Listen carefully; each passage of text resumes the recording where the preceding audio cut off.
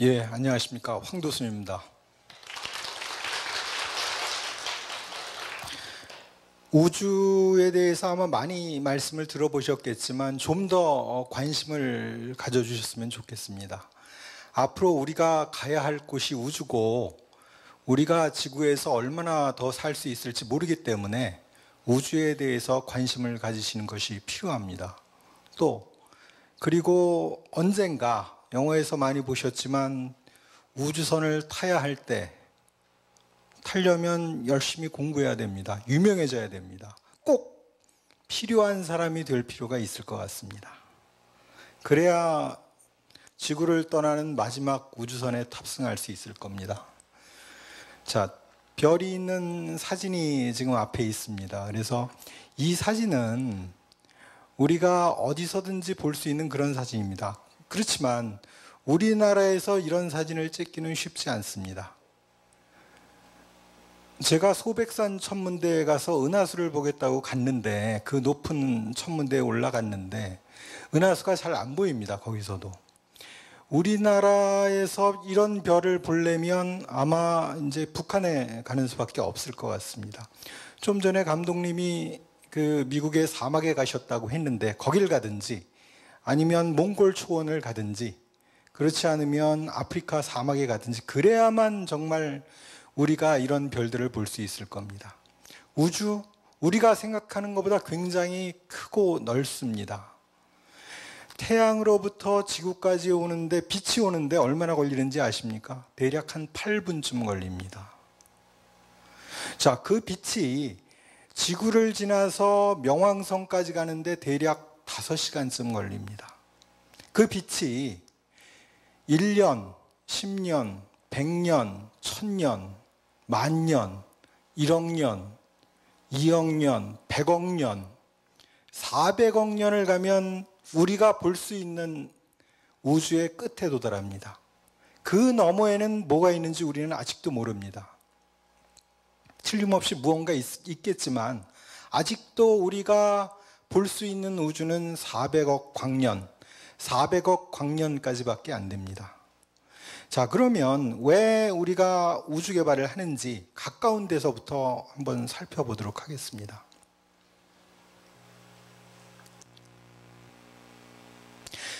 우리가 가까운데 당장 우리가 필요하기 때문에 지금 우주 개발을 하는 겁니다. 자, 우주라고 하는 거는 어떻게 가느냐 하면 우리가 버스를 타고 다니지만 버스가 있어야 되고 승객이 있어야 됩니다.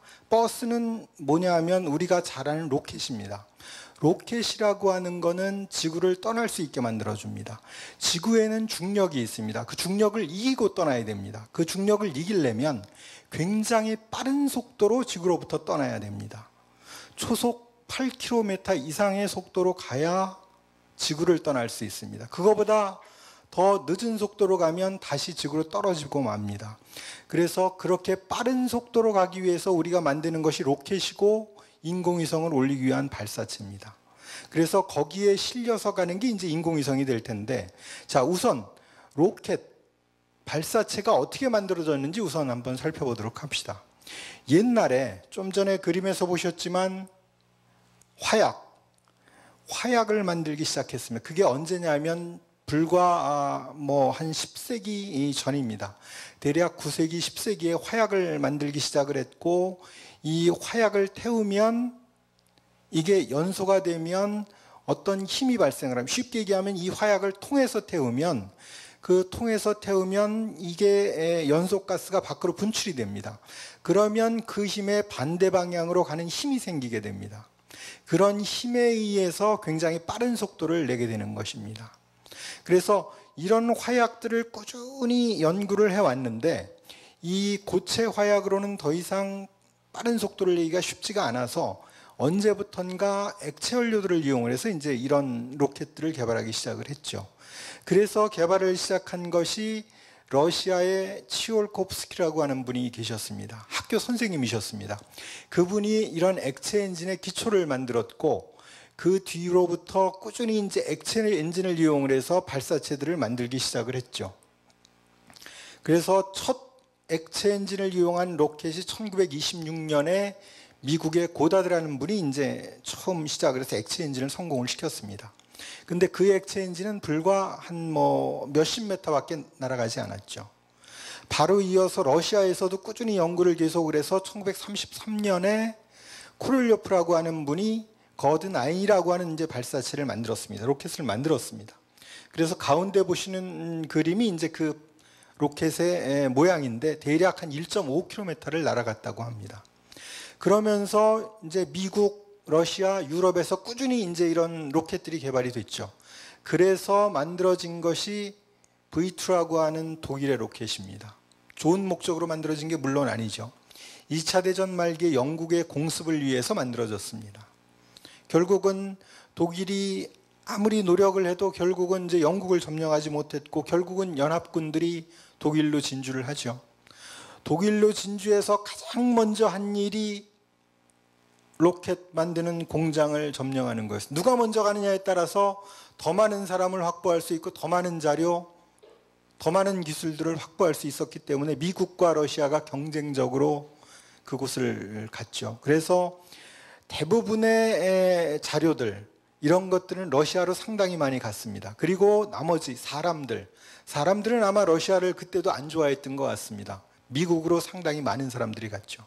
그때부터 꾸준히 이제 우주 개발이 시작이 돼서 러시아, 미국을 중심으로 한 우주 개발이 시작이 됐습니다. 자, 그러면 실제로 이런 우주 개발들이 얼마나 빨리 진척이 되는지, 불과 우주 개발이 시작된 지 지금 얼마 되지 않았습니다. 60년, 70년밖에 안 됐습니다. 인류가 이 지구에서 살아온 지 수많은 세월이 흘렀지만 우주 개발이 시작된 지는 뭐 6, 70년밖에 안 된 거죠. 자, 우주 개발은 러시아가 먼저 시작을 했습니다.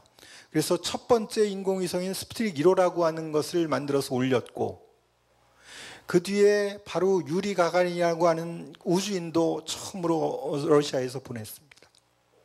그러다 보니까 이제 미국에서 난리가 났죠. 자, 러시아는 저렇게 빨리 가는데 세계에서 제일 과학이 발전했다고 하는 미국에서 계속 러시아에 뒤지니까 빨리 이 기술을 개발을 하자.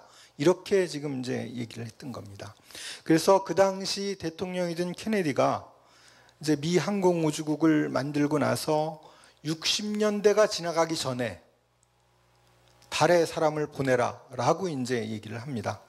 그래서 미국의 전 국력을 들여서 이제 달에 보내기 위한 이 개발을 시작을 하죠. 얼마만큼 많은 예산이 들었느냐 하면 그때 예산으로 대략 250억 불 정도가 들었습니다. 250억 불이면 우리 돈으로 지금 대략 25조쯤 되죠. 25조쯤 되는데 실제로 지금 예산으로 생각을 하면 우리나라 한 몇 년 예산 정도를 아마 들였을 것으로 생각을 합니다. 그 환율을 생각을 하면. 그렇게 많은 예산, 그리고 수천 개의 기관, 그리고 수십만의 인력이 동원이 돼서 결국은 이제 달에 사람을 보내게 되죠. 자, 그러면서 달에 사람을 보냈습니다. 달에 총 6번 착륙을 했고 총 13명의 우주인이 갔다 왔습니다. 달에 가긴 갔는데 달에 가보니까 아무것도 없었습니다. 실제로 뭐 달에 갔느냐 안 갔느냐 하는 논란도 있고, 뭐 달에 도시가 있다, 화성에 도시가 있다, 이런 논란도 있지만 사실은 그건 사실이 아닌 것처럼 보여지고요. 그래서 실제로 달에 갔다는 것을 증명할 수 있는 방법은 딱 하나입니다. 그래서 그 처음에는 착륙선만 보냈지만 그 뒤에는 이제 로버라고 해서 자동차를 보냈습니다.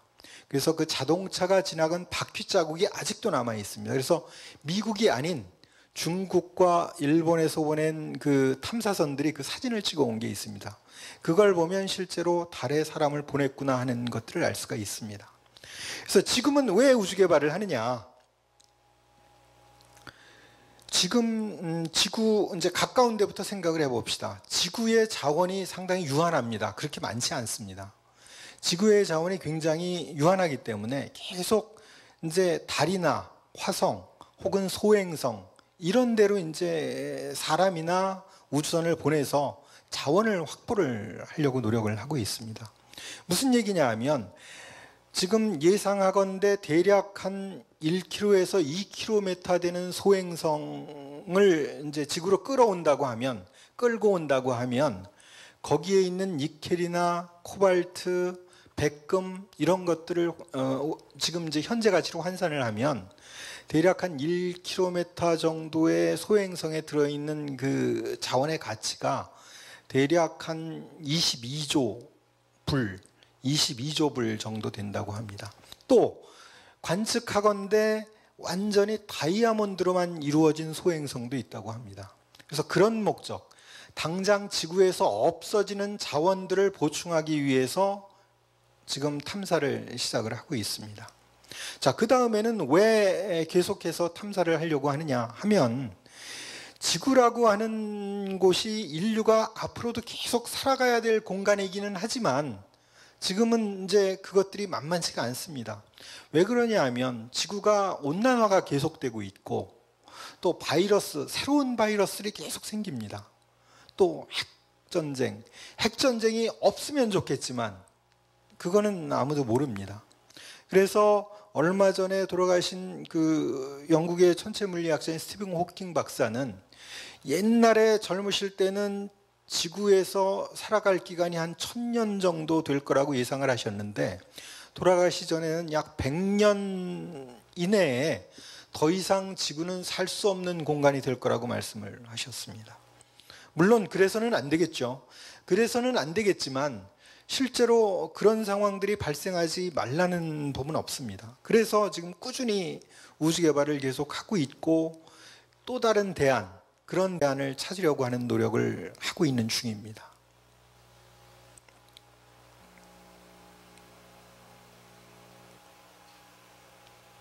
자, 이 위성들을 위성에 대한 설명은 워낙들 잘 아시니까 건너뛰도록 하겠습니다. 왜 건너뛰느냐 하면, 지금 보시면 통신방송위성 더 이상 이제 없으면, 위성 없으면 우리 그 오지 방송 못 합니다.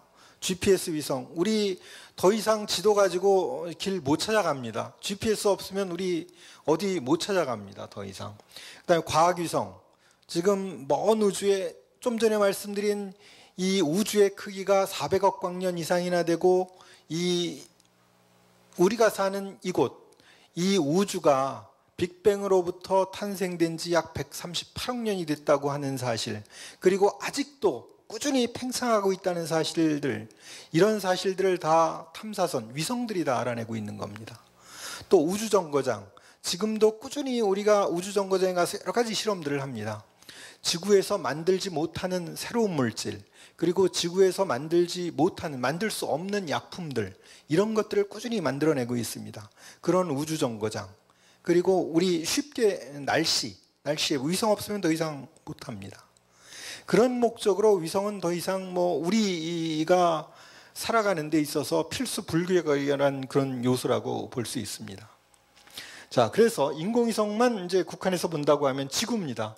지구 주위에 아마 동그랗게 보이는 부분이 있을 텐데, 그거는 정주궤도 위성들입니다. 그래서 정주궤도 위성은 지구 높이에 서 있는 게 아닙니다. 지구가 자전을 하고 있는 자전 속도하고 똑같이 도는 겁니다. 그래서 쭉 있고, 그 이외의 것들은 이제 다른 위성들이죠. 예를 들면 그 GPS 위성이라든지 지구를 관측하는 위성이라든지 이런 위성들이 쭉 있습니다.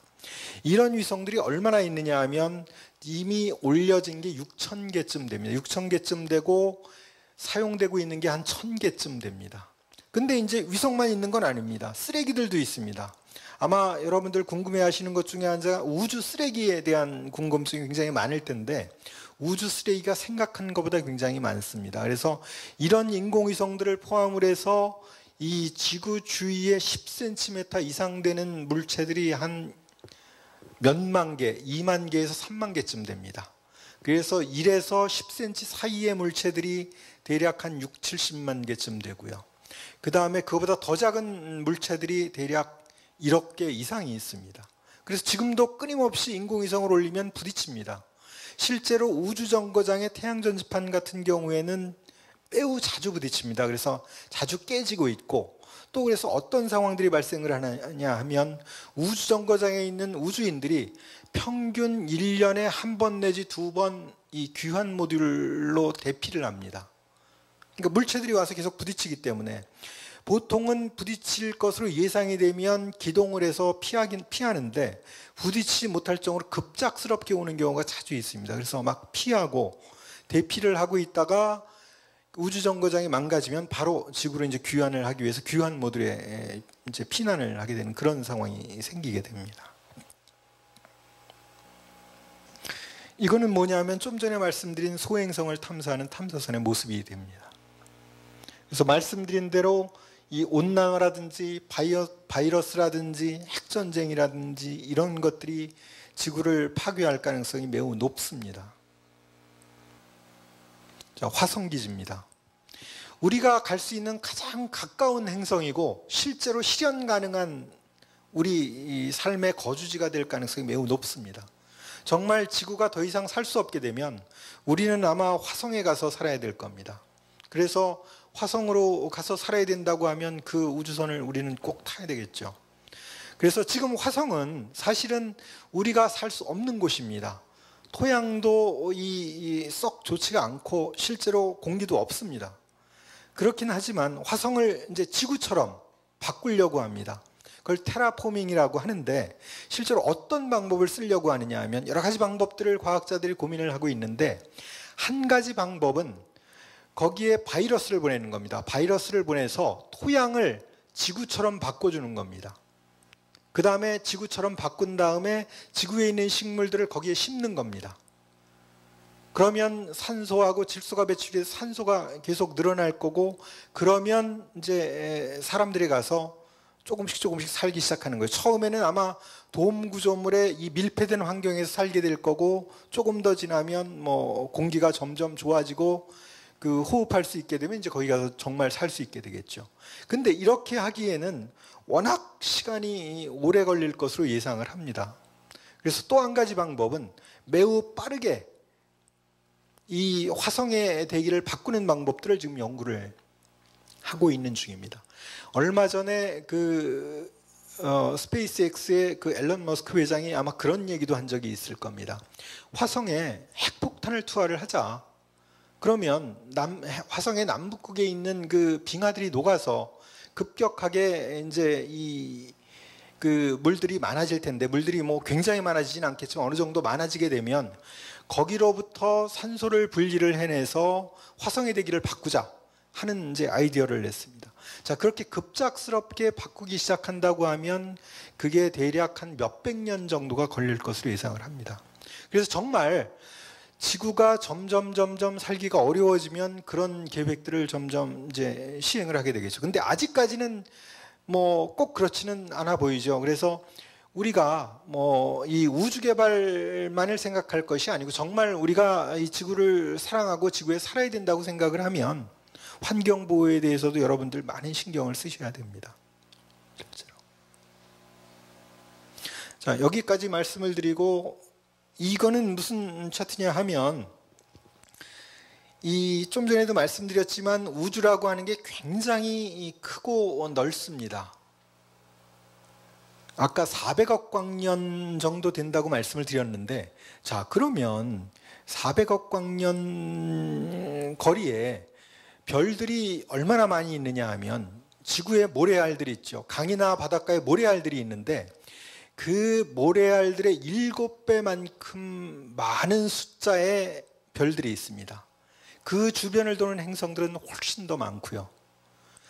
그 행성에 인류 이외의 지적 생명체가 살 수 있을 가능성이 충분히 있다고 생각을 하는 겁니다. 그래서 지금 이런 우주선들을 태양계 밖으로 지금 보내고 있습니다. 지구의 데이터를 넣어서 지구의 문명을 담은 데이터를 넣어서 이런 탐사선들을 꾸준히 외계로 지금 보내고 있습니다. 그래서 만약에 외계에 지적 생명체가 있다면 아마 이 탐사선들을 보고 또 다른 이제 인류를 알아볼 수 있을 그럴 시기가 될 것으로 생각을 합니다.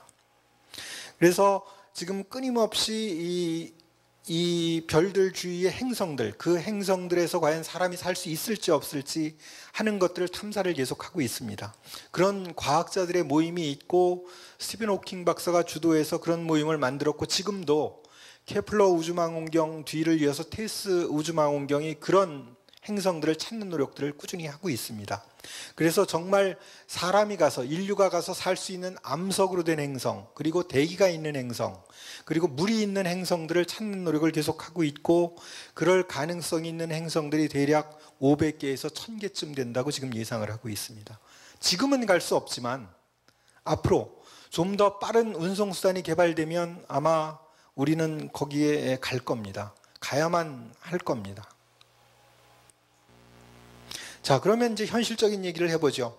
그거는 아마 100년 뒤가 될지 200년 뒤가 될지 먼 훗날이 될지 모르지만, 지금 이거는 아마 뭐 금방 보셔서 아시겠지만 우주정거장에 가 있는 데니스 티토라고 하는 사람, 우주관광객입니다. 옛날에는 우주관광을 한 300km 높이에 있는 우주정거장에 갔습니다. 대략 갔다 오는데 며칠 혹은 한 10일 남짓이 걸렸는데, 이제는 그렇게 보낼 수는 없습니다.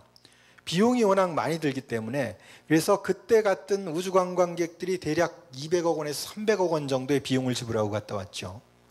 근데 지금 이제 아이디어는 뭐냐 하면 우주에만 가자는 겁니다. 우주는 지표면으로부터 한 100km쯤 됩니다. 100km 정도만 올라가면 우리가 원하는 우주, 지상에서 볼 수 없는 별들, 그리고 무중력 체험, 이런 것들을 다 할 수 있습니다. 그래서 몇 시간 만에 우주를 다녀오는 우주관광 프로그램들을 상당히 여러 곳에서 지금 진행을 하고 있습니다. 그래서 몇 시간 만에 우주에 가서 별을 보고 무중력을 체험을 하고 갔다 올 수 있는 프로그램, 대략 1억 원 정도면 갔다 올 수 있습니다. 그래서 여러분들이 신혼여행을 우주로도 다녀올 수 있을 겁니다. 이게 아마 내년, 빠르면 후년부터는 아마 실제로 시행이 될 겁니다. 그러면 지금 이제 예약들을 받고 있죠. 그래서 예약 받아 놓은 것들이 대략 한 1000명 안쪽 그 정도 됩니다. 근데 이제 워낙 짧은 시간이기 때문에 대략 하루에 한 번씩 운행한다고 하면 원하는 사람들은 누구나 갔다 올 수 있겠죠. 그래서 결혼하기 전에 열심히 돈들 버셔가지고 우주로 신혼여행을 다녀오시기 바랍니다. 자, 그러면 우리나라는 우주 개발을 안 하느냐? 지금 얘기했던 그런 것들 다 합니다. 아까 처음에 말씀드린 우리별 위성이라고 하는 과학위성, 그리고 아리랑 위성이라고 하는 지구관측위성, 천리안 위성이라고 하는 기상위성, 이런 것들을 다 만듭니다. 그리고 이런 위성들을 발사하기 위한 발사체, 한국형 발사체라고 얘기를 합니다. 그런 발사체들도 만들고 있습니다. 우리나라 우주개발 능력이 결코 다른 나라에 뒤떨어지지 않습니다. 한 10위권 이내에 들어있습니다. 그래서 미국, 러시아, 중국, 인도, 일본, 그리고 유럽, 이런 나라들의 뒤를 이어서 우리나라도 꾸준히 우주개발을 하고 있고, 그 우주개발을 통해서 실제로 그 경쟁력을 꾸준히 향상을 해 나가고 있는 중입니다. 여러분들 우주에 대해서 끊임없이 관심을 가져주시기 바랍니다. 고맙습니다.